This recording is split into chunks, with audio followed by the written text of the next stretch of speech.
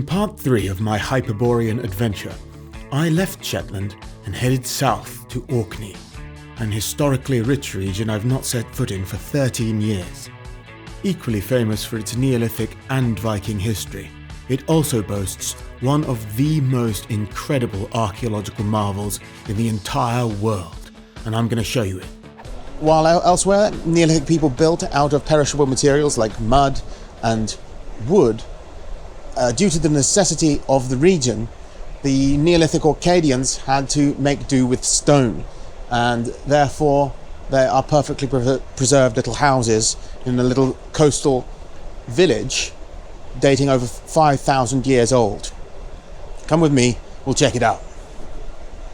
One of the Orkney Isles, Rouse, is known as the Egypt of the North for its rich archaeological heritage, but the term could just as well apply to all the Orkney Islands. I headed west out of Kirkwall to begin my Neolithic adventure. Most of the marvels of Orkney were made around 5,000 years ago by the first farmers of Europe, who left Anatolia 8,000 years ago and arrived in Scotland's Northern Isles around 5,700 years ago, having already mixed with the indigenous hunters of the region. We drove past the major ritual and settlement complex of the Orkney Islands at the Ness of Brodgar. UNESCO calls it the heart of Neolithic Orkney. Some of the most impressive Stone Age monuments in all the British Isles are here. This is the Ring of Brodgar. At 4,500 years old, it's the youngest megalithic structure here, roughly contemporary with Stonehenge in England.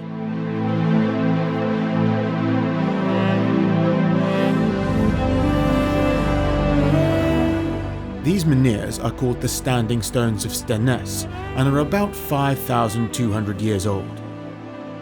Look how young I was the last time I was here. Orkney! Reveal your secrets to me! The stones are surrounded by a ditch, and so it has been called the first true henge, perhaps influential on other henges built further south in Britain. The stones themselves are of 5 different types of sandstone from around the Orkney Isles. 2 stones are missing from this site because a local tenant farmer, Captain Mackay, pulled down 3 of them in 1814, and 2 of those were destroyed. The third was put back after the locals, who were furious with Mackay, were then resolved to burn him out. One of the stones he pulled down was so sorely missed that a replica has been erected in Kirkwall. At the Ness of Brodgar, there used to be a standing stone, a menhir for the Neolithic, with a natural hole in it. Sometime in the Viking Age, thousands of years later, this became holy to Odin, and pagan rituals to Odin continued to be practiced at that stone right up into the modern era. People used to make oaths holding hands through the stone, and so the stone was known as the promise of Odin. It was also used in marriage rituals. As a consequence, the Christian farmer on whose land it was situated had it demolished. He dynamited the thing. It no longer exists. But here in the capital of Orkney, Kirkwall, there stands this replica to it.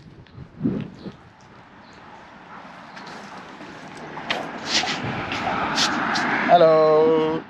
There is also an old folktale about a farmer named Thoradale, who, at the advice of a witch, for 9 moons at midnight, when the moon was full, went 9 times on his bare knees around the Odin stone, and for 9 moons, at full moon, he looked through the hole of the Odin stone, and wished he might get the power of seeing Hildaland. Hildaland was a hidden island of the sort associated with Celtic mythology. But in Orkney, a fusion of Pictish and Norse myth combined around the Odin stone, and we can associate the 9 circumambulations with the god Odin, since 9 is the number of the dead and he is a god of the dead. The stone circles weren't always alone. There were over 100 buildings around here too, and these have been excavated over the past 20 years. The dig site was covered up at the end of this summer, so you can't see it anymore. One of the buildings is thought to have been a Stone Age temple. I was a bit sad that I didn't have a chance to look at it properly before they buried it, but at least we passed by. Orkney also boasts 81 Neolithic stone chambered tombs, from a tradition which began in northwestern France 6,800 years ago. These were the grave monuments of elite dynasties and demonstrated their enormous power over the commoners. Perhaps the most famous one in Orkney is here at the Ness of Brodgar, Maes Howe, which was built around 4,800 years ago and seems to be based on the types of tombs found 390 miles away in Ireland's Boyne Valley, such as New Grange, which was built around 400 years before Maes Howe. Both of them are aligned to the winter solstice, so that the interior is illuminated by the sun at midwinter. Perhaps the shining of the sun through the passage of Maes Howe and other such tombs at the winter solstice was thought to stimulate the rebirth of the souls of the dead interred within, just as the sun itself was to be reborn for a new solar year. We don't really know what they believed. In the Viking Age, the Norsemen made use of the tomb and carved many runic inscriptions on the interior.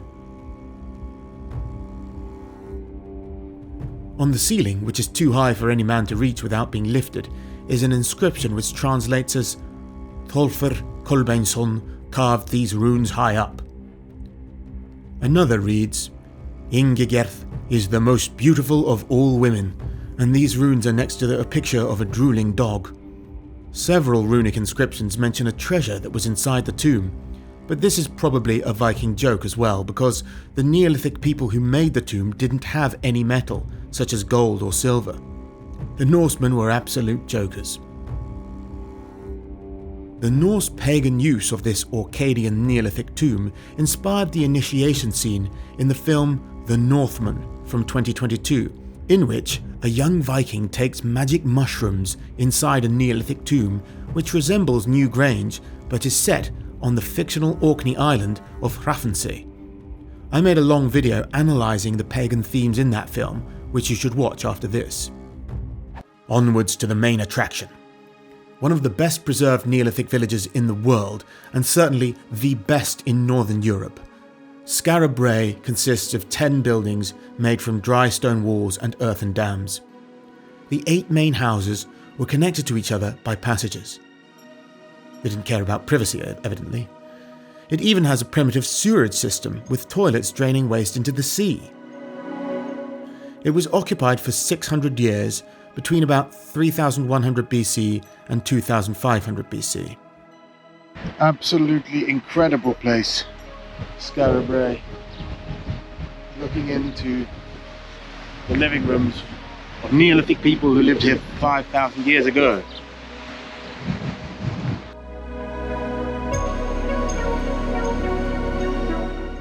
Can hardly believe it. Wonderful preservation.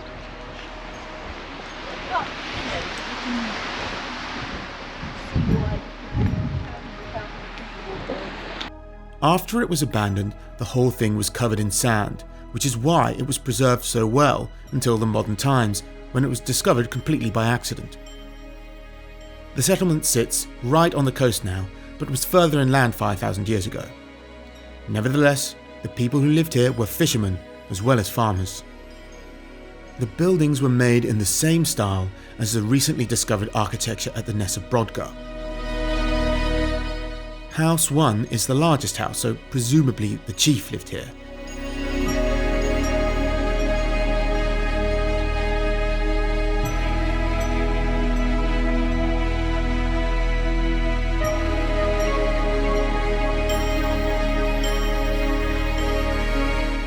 Seven houses are furnished with similar kinds of furniture, with the beds and dresser in the same place in all houses. The dresser is on the wall opposite the door and is the first thing anyone who enters the house sees. A larger bed was on the right side of the door and a smaller one on the left.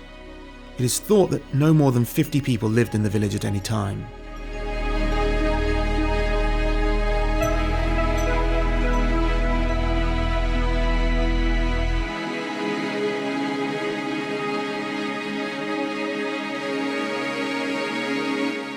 House 8 is thought to be a workshop.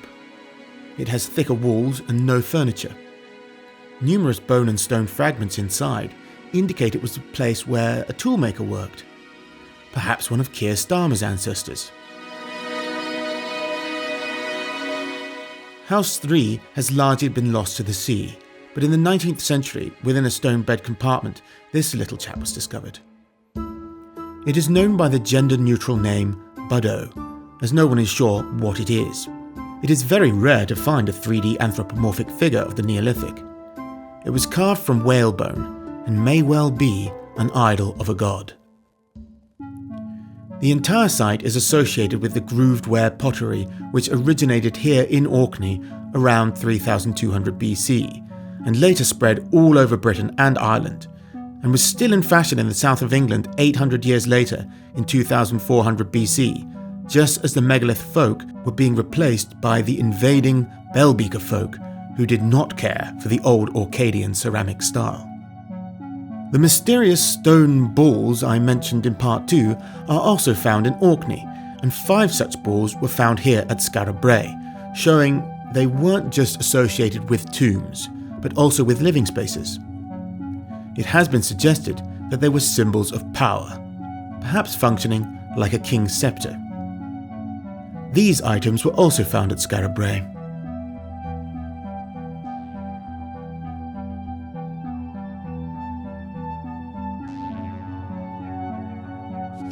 This is a modern reconstruction of one of the homes at Skara Brae. The entrance passage is much higher due to health and safety regulations, but otherwise it is a faithful reconstruction. You get an idea of how cosy it was inside when they had timber roofs insulated with animal skins. That's a coracle boat in the corner, which they may or may not have used. Probably did. They certainly had dugout canoes elsewhere in Europe at the time. It is a remarkably comfortable and familiar living space considering it was built at this inhospitable edge of the world 5,000 years ago.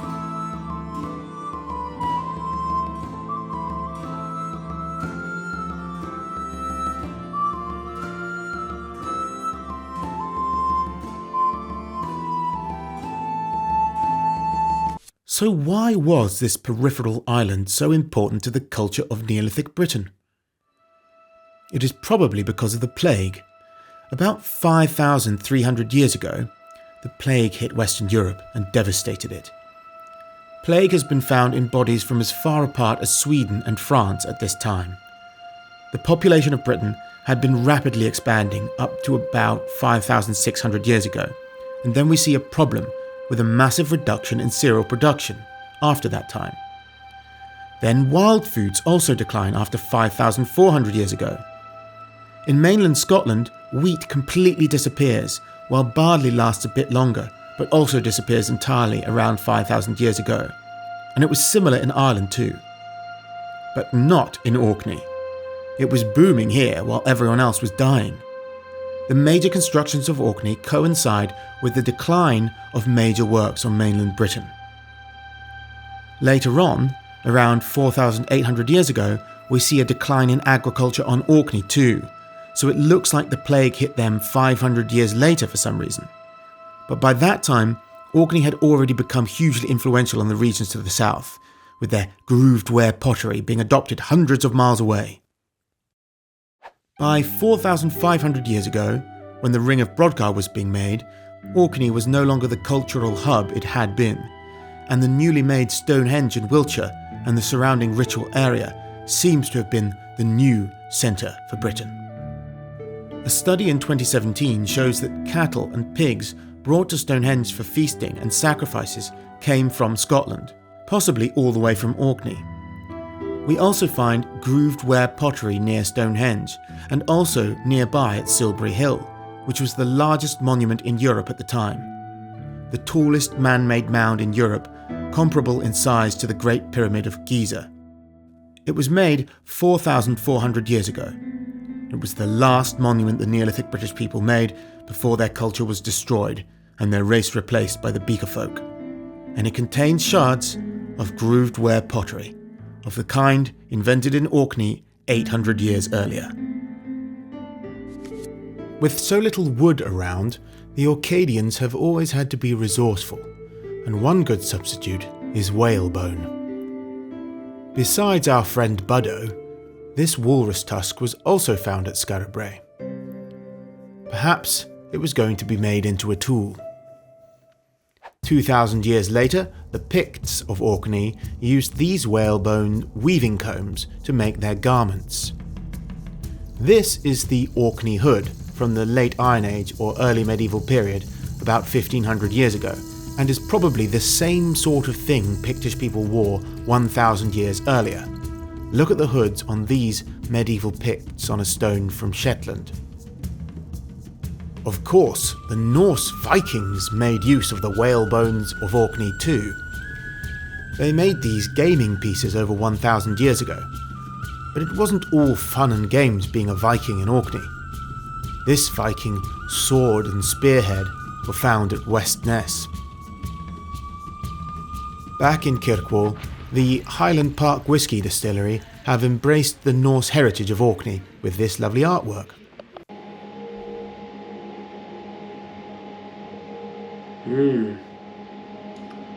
That's really rather delicious. We left Orkney, sailing through the Pentland Firth, probably a Norse name meaning Fjord of the Picts. We passed the iconic Old Man of Hoy on our way west toward the Hebrides.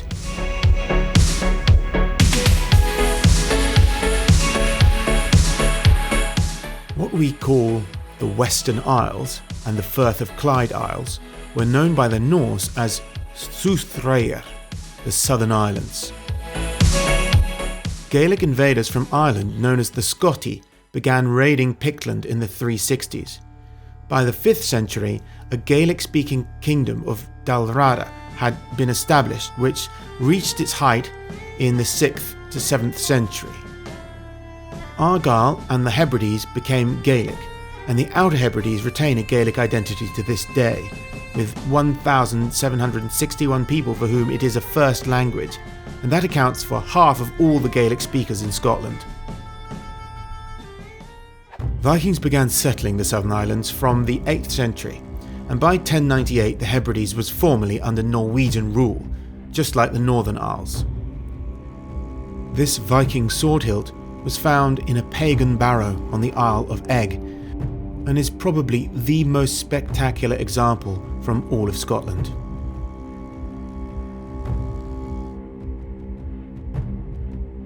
In 1831, this extraordinary Norse chess set, made from whale teeth and walrus ivory, was found on the Isle of Lewis. It dates to the 1100s, and the charming and expressive figures provide insight into the world and culture of Norse people. Today, the pieces are on display in the British Museum in London and the Museum of Scotland in Edinburgh. We were supposed to visit Lewis, but the weather was too bad, but we did stop off at the astonishingly picturesque Isle of Skye.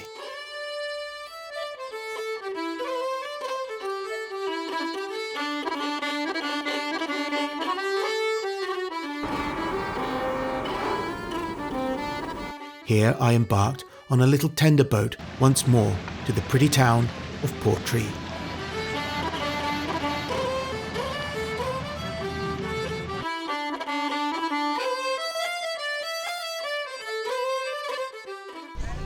I'm back ashore.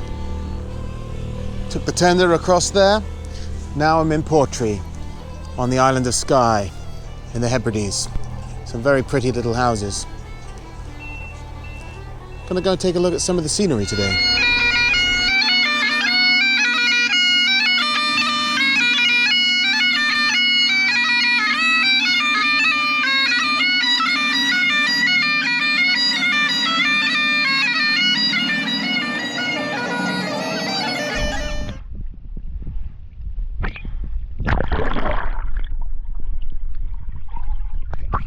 Now it is time to see some wildlife. So back out to sea in a third boat, and almost straight away we saw a large pod of dolphins.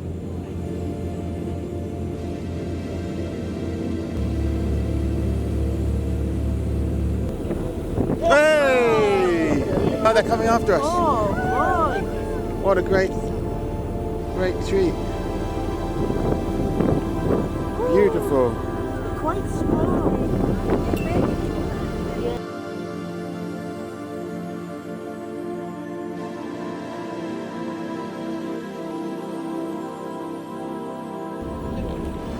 He's going fast, he's chasing something.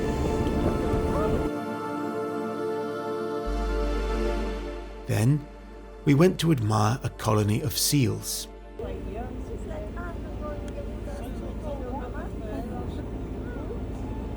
I'm getting scared.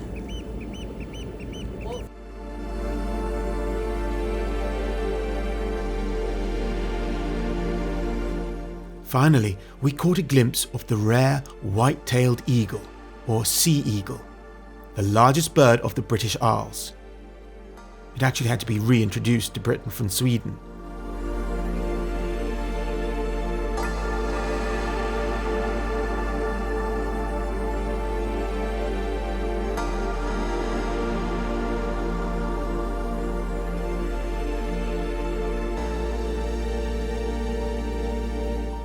It's very touristy in Skye, but exquisitely scenic, so I would love to return.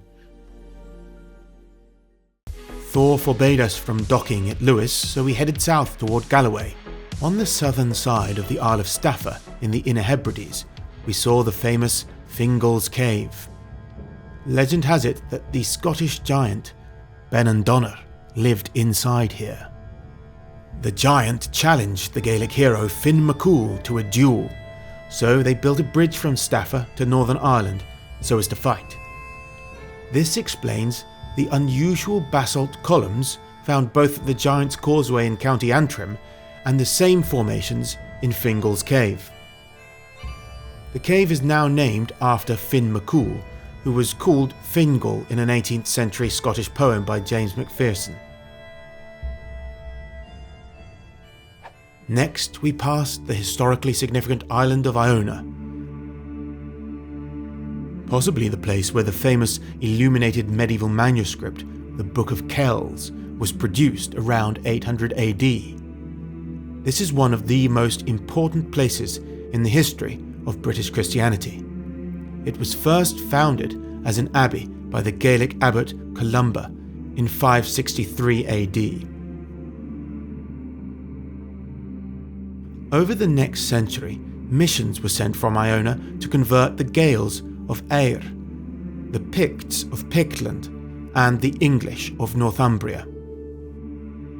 Had it not been for the monks at St. Columba's Abbey here on Iona, on this island, the Gaels of Ayr and the Picts of Scotland and the Angles of the Kingdom of Northumbria, who had all been pagan previously, would have remained so, in all probability, for quite a while longer, because they launched missions out of here.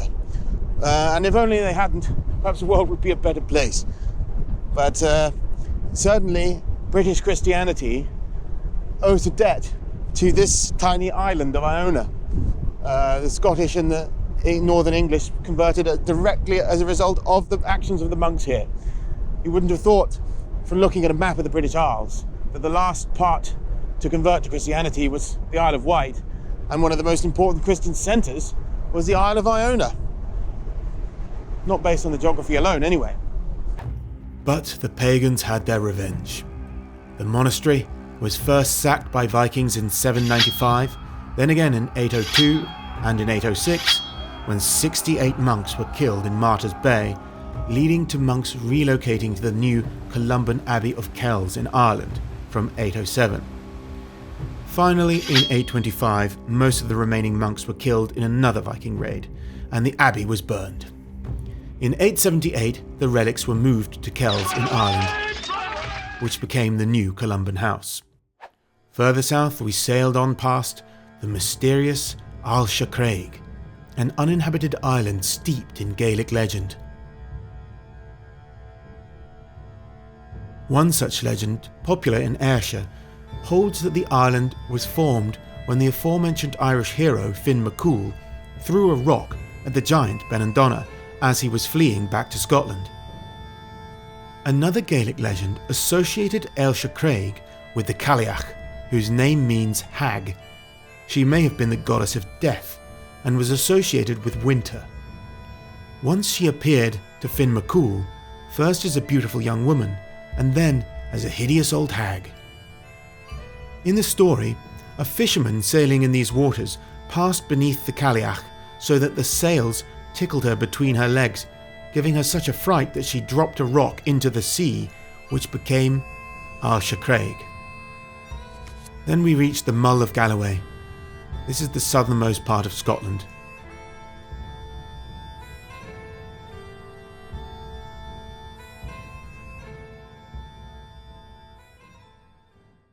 So it's time to turn around and go all the way back around Scotland to Edinburgh and then home to Devon. I hope you've enjoyed this 3-part video series about my time aboard a cruise ship in Norway and Scotland. I certainly enjoyed the journey. Check out some of my other videos in which I travel all over the world looking at archaeological sites and such things, and be sure to click like and subscribe. See you next time and keep surviving the jive. Are you interested in worshipping the gods of ancient England and Scandinavia, but you're not sure how to do it?